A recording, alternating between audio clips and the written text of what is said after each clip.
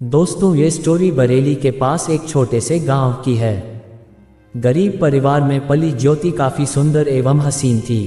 कोई उसे अप्सरा की संज्ञा देता तो कोई कहता कि वह कामदेव की कामिनी है। यदि वह किसी धनी परिवार में पली होती तो शायद उसके रूप में और भी चार चांद लग जाते और उसके सुंदरता की चर्चा बहुत दूर दूर तक होती। लेकिन कहावत के अनुसार कमल कीचड़ में खिलता है और हीरा कूड़े के ढेर में भी दमकता है। ज्योति दिन भर अपने घर का कामकाज करती थी और घर में रहती थी। घर से बाहर वह केवल पढ़ने जाती थी। वहाँ भी वह किसी से बात ना करती थी। उसके कोई भी दोस्त नहीं थे। डिग्री कॉलेज में सब बड़े घरों की लड़कियाँ आती थीं। शायद वही एक गरीब घर की लड़की थी।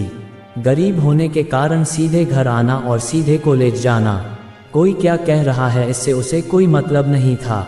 गरीबी भी अपने आप में एक बड़ी मुसीबत है। गरीब आदमी जीता नहीं है, केवल घिसकता है। आपके साथ भी हुआ होगा अगर आप भी गरीब हैं, क्योंकि आजकल पैसे वालों की दुनिया है। ज्योति की भी वही हालत थी। जरूरी आवश्यकताओं की पूर्ति नहीं हो पाती थी। लेकिन जवानी की उम्र ऐसी होती है कि वह गरीबी अमीरी कुछ नहीं देखती, बस प्यार की फुहार ही उसे नजर आती है। ज्योति भी प्यार कर बैठी। उसी के कॉलेज का एक छात्र था राज। वह धनवान पिता का बेटा था। नौकर चाकर, बंगला, सभी कुछ था उसके पास। एक दिन उसने राज को नाटक में देखा था। उसने नाटक में एक अमीर बाप का बेटा होते हुए भी एक गरीब लड़की से विवाह किया था और यही बात ज्योति को भा गई थी। वह स्वयं ही उसके निकट आने लगी थी। ज्योति जैसी खूबसूरत हसीना किसी को प्यार करे तो वह भला इनकार कैसे कर सकता था। ज्योति और राज दोनों एक दूसरे को चाहने लगे थे, साथ साथ घूमने लगे थे। प्यार में उन दोनों ने कस्में खाई थीं, साथ साथ जीवन बिताने का निश्चय किया। प्यार का उफान ऐसा ही होता है। लड़के और लड़कियां फौरन साथ साथ जीवन बिताने का वादा करने लगते हैं। इस बात की किसी को परवाह नहीं होती कि उनकी इन कसमों के खाने का अंजाम क्या होगा। पुरुष अक्सर प्यार में नारी का शरीर पाकर सुख पाने के लिए लालायित रहता है। राज भी अन्य पुरुषों से अलग तो नहीं था, लेकिन ज्योति ने कभी भी राज की चेष्टा को पूरा नहीं होने दिया। उसने साफ साफ कह दिया था कि राज, हम प्यार करते हैं, यह अलग बात है, लेकिन कभी भी मुझे पाने की कोशिश मत करना। जब तक हमारा विवाह नहीं हो जाएगा तब तक मैं अपनी देह को हाथ नहीं लगाने दूंगी। राज ने कई बार प्रयास किया मगर असफल रहा। उसके मन में ज्योति को लेकर बहुत उफान था, पर ज्योति उसकी बातों में नहीं आ रही थी। बेचारे के सपने चूल हो रहे थे। अगर राज उसे पा लेता तो शायद वह उससे कभी शादी ना करता, लेकिन उसकी सुंदर देह उसे उससे शादी करने पर विवश कर रही थी। एक दिन राज ने अपने पिता सेठ रायचंद से अपने दिल की बात कह दी और बोला, मैं ज्योति से शादी करना चाहता हूँ पिताजी।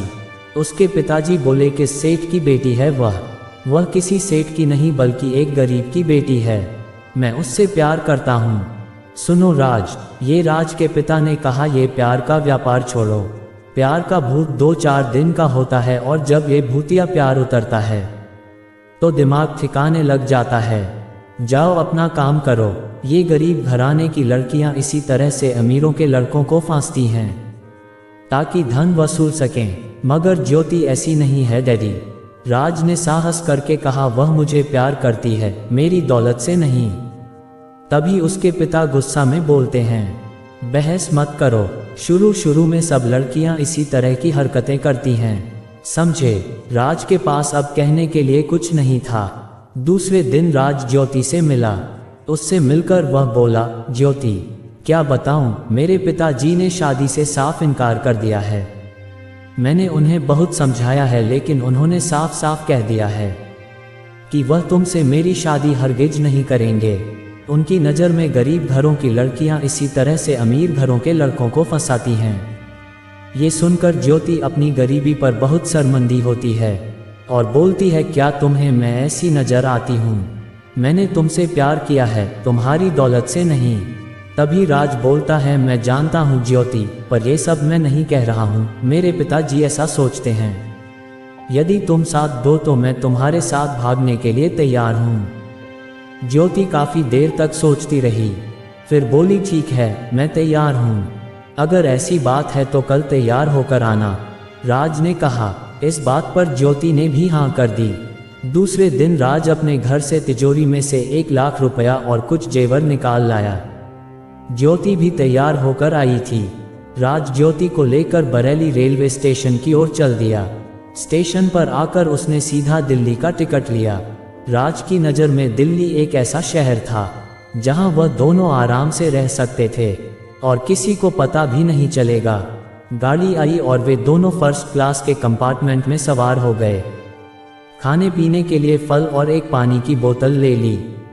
उन्होंने चेहरा इस तरह का बना रखा था ताकि किसी को इस बात का जरा भी शक ना हो कि वे घर से भागकर आए हैं। गाड़ी दौड़ती रही, साथ ही साथ उन दोनों के मस्तिष्क भी तेजी से हरकत करते रहे। उन दोनों को घर से भागने का जरा भी अफसोस नहीं था। दोनों ही अपनी मर्जी से आए थे। घर वालों पर उनके भाग जाने से क्या गुजरेगी इसका उन्हें जरा भी एहसास नहीं था। दिल्ली पहुंचकर दोनों गाड़ी से उतरे और एक टैक्सी लेकर किसी होटल के लिए चल दिए। राज ने होटल में कमरा लिया। कमरा लेते समय ज्योति को उसने अपनी पत्नी बताया था। ज्योति ने भी कोई विरोध नहीं किया था। राज इस बात को जानता था कि उन लोगों का अधिक दिन तक होटल में रहना ठीक नहीं है। होटल में वे पकड़े जा सकते हैं। उसने 5 या 6 दिन में ही 30,000 रुपये देकर एक फ्लैट ले लिया और वह दोनों आराम से पति पत्नी का जीवन व्यतीत करने लगे। राज एक बात से चिंतित था कि यदि जेब का सारा पैसा समाप्त हो गया तो फिर वे क्या करेंगे। दिल्ली जैसी जगह में तो एक दिन भी बगैर पैसे के गुजार पाना असंभव है। अब तक करीब 36,000 रुपये खर्च हो चुके थे। राज ने फ्लैट लेने के बाद सबसे पहले काम ये किया था कि खाना बनाने का सब सामान घर में लाकर डाल दिया था। ज्योति खाना बनाने लगी थी।